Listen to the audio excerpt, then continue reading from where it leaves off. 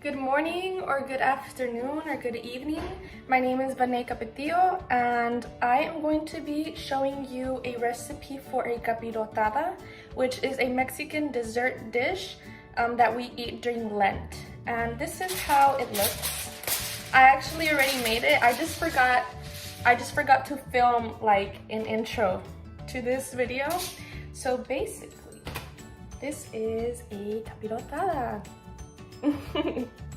Yeah, so I hope you guys enjoyed this video. So first things first, let's get into the ingredients. So you're going to need a loaf of bread. You can choose wheat, white, whichever kind of bread you want. I just have this HEB brand, the honey wheat. And then you're going to need some bananas, and make sure you have really ripe bananas, because the riper they are, the sweeter they are and the more flavor they give whatever you're baking. And then you have some white, what is this in English? It says part skim milk cheese, but it's queso panela. And then you just have normal like American cheese slices, and then some raisins. And they need about like 2.5 sticks of cinnamon. And then we're going to need something called piloncillo, which is just like a pressurized cane sugar. It's just like brown sugar that's boiled and then molded.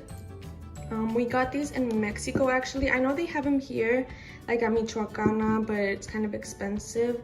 So my grandma actually brought the cinnamon and the piloncillo from Mexico. So you're just going to need about 2.5 little blocks of piloncillo.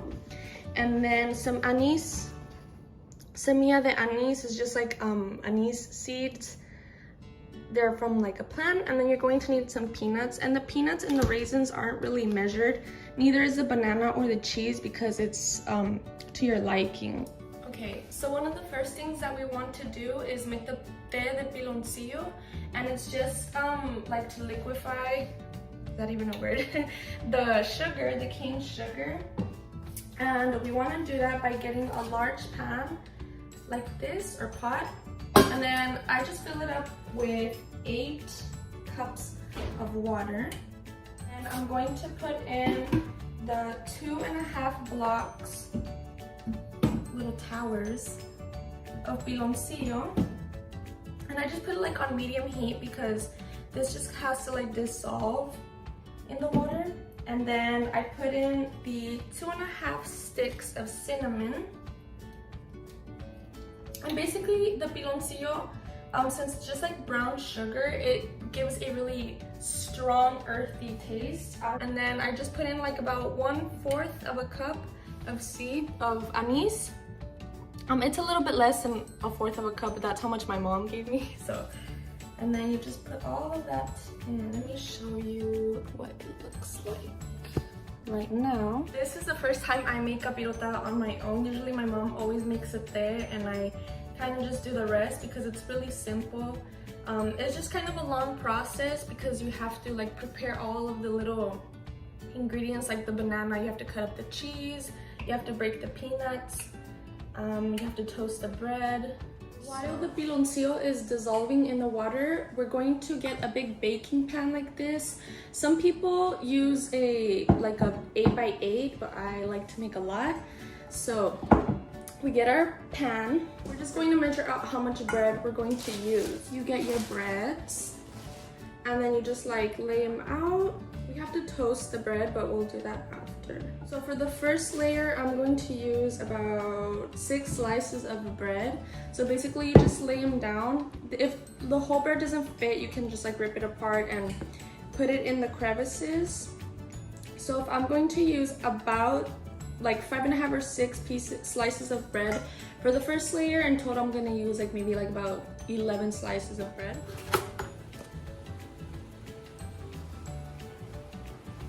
Let's check up on the piloncillo. I do have it like on medium-high heat. And the bread, you want them to be very toasted. So I just put it on like, I don't even know what the settings are on the toaster. There's like up to 5, so I just put like a 3.5. And I just wait for the breads to toast. Okay, so I'm finally about to toast the last bread. and still checking up on the there. It's getting darker and darker. So while the piloncillo is still dissolving, I'm going to start cutting the cheese, the queso panela, and the bananas. So I'm just gonna start off by cutting the bananas. You have to peel them. And so basically, the first time I truly connected with Capirotada, I think I was about 15 or 16 years old. I had tried it every now and then, and I'll explain the seasons that we have it right now, but it was around spring break. I was like in the 10th grade, I think, and we were on our way to Mexico, and my tia,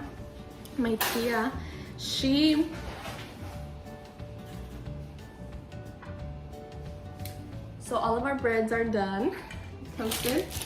So my tia, we picked her up and we were taking her to Mexico with us, and she had a big pan like of capirotada, and she told me to hold it in the truck, and I was like, okay, like kind of odd that she didn't like put this like any like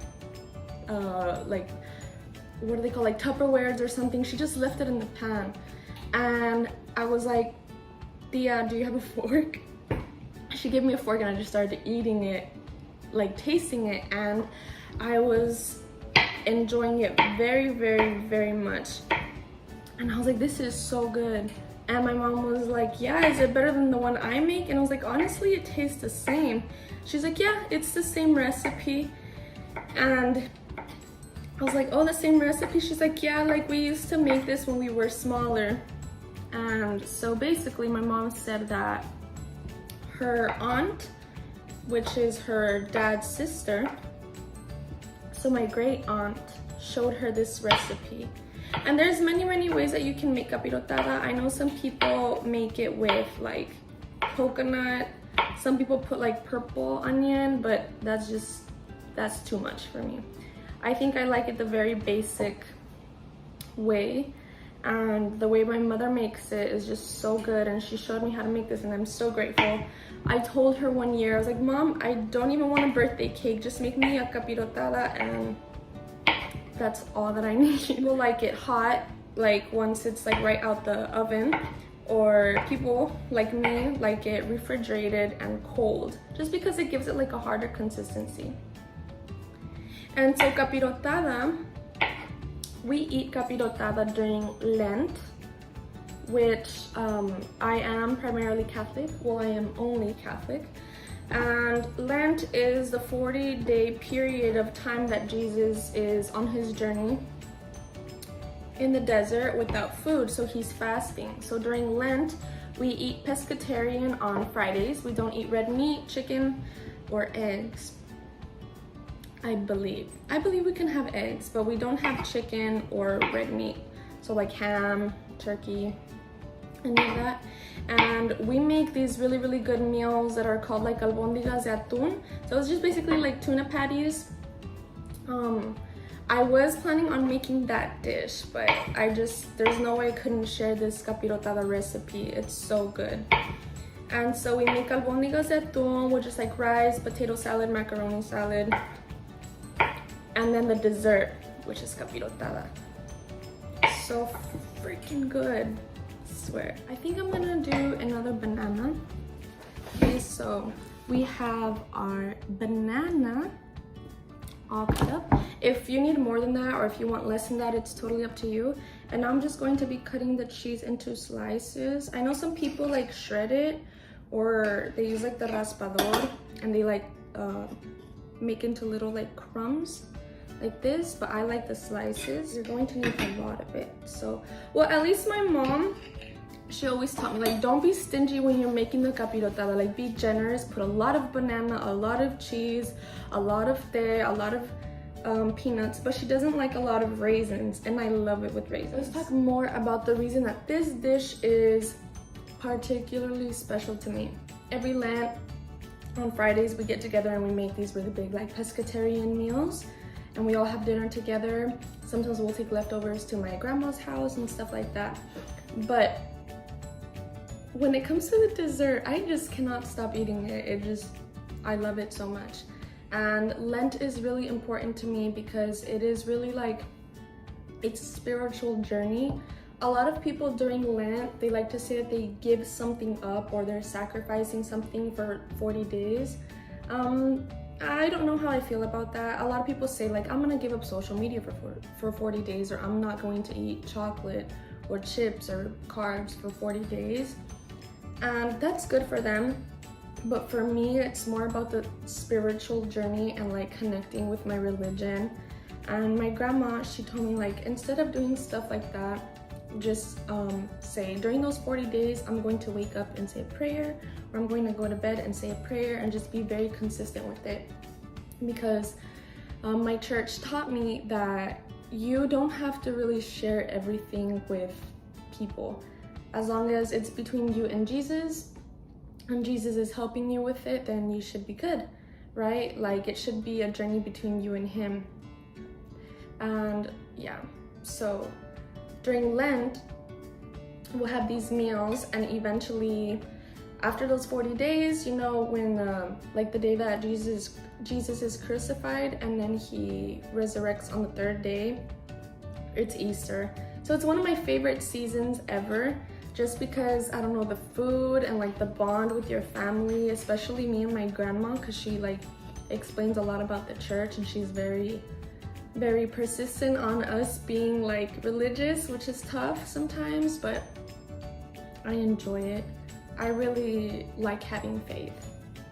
So just checking on the piloncillo, and all of the sugar, the brown sugar, seems to be dissolved already. So what you can do is just turn it off, which I already did, and just let it sit for a while. Okay, so the piloncillo, the tea, is done. It's right here. So now we just have to use a colander to get all of the seed out.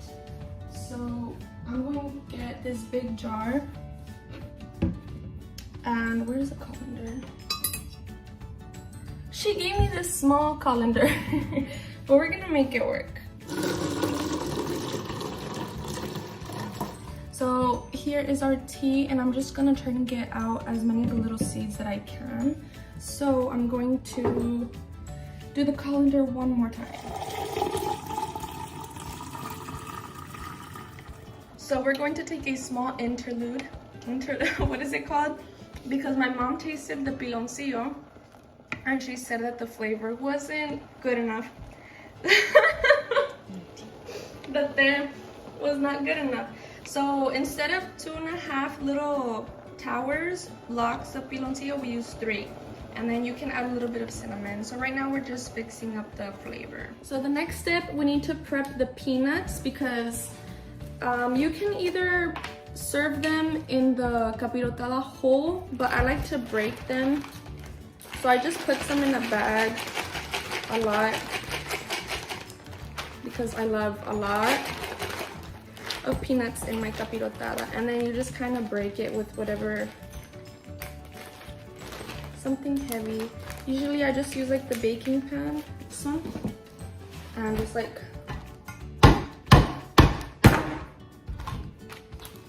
crush them. So yeah, my mom had to fix the piloncillo for me because she said that the flavor was not quite to her standards. Let's add some more. I told my mom that I had to explain where this recipe came from, and she said that ever since she was little, my mom was born in 1968, so ever since she was little, she would make this recipe with her tia, which is my grandpa's sister. So I can definitely assure you that I will be showing my kids this recipe. So now that we have our té de piloncillo, we are going to start assembling this masterpiece.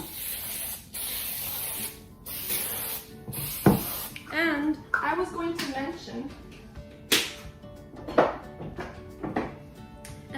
to mention, because I know that Dr. Werkheiser is vegan, that he can always just use vegan cheese. I know there's vegan like yellow slices and queso panela, I'm not sure, but so we have our pan. We're going to start putting in our breads.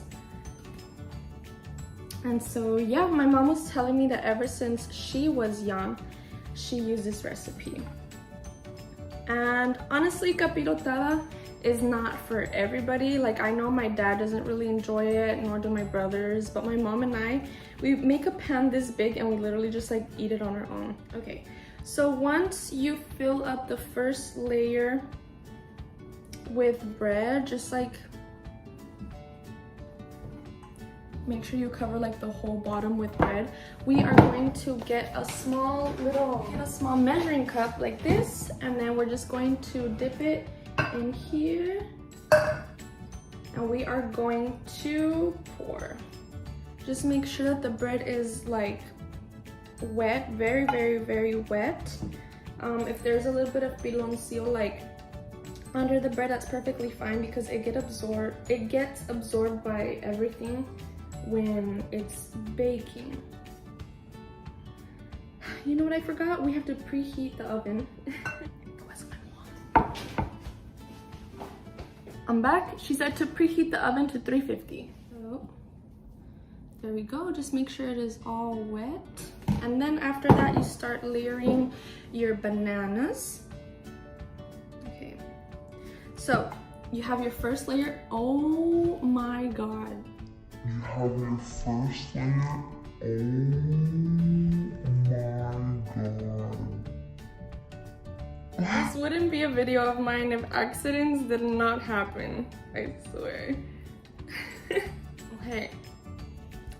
So the first layer of banana is done. And then you just tear it up into little slices like this. And just put it all over. There's the yellow cheese. After the yellow cheese, you want to put in the white. So the queso panela. Okay, then after the cheese, you go in with the peanuts. We go hard with the peanuts.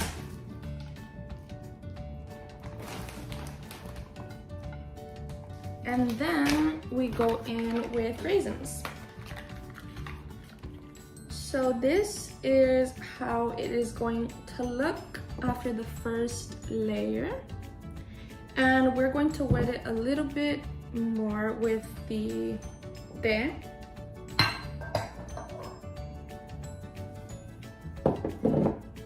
There we go. Okay, so we're going to start the second layer.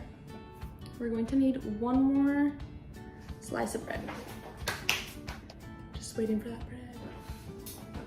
Okay, so we got the bread, and I'm just gonna break it and fill in these like empty spots.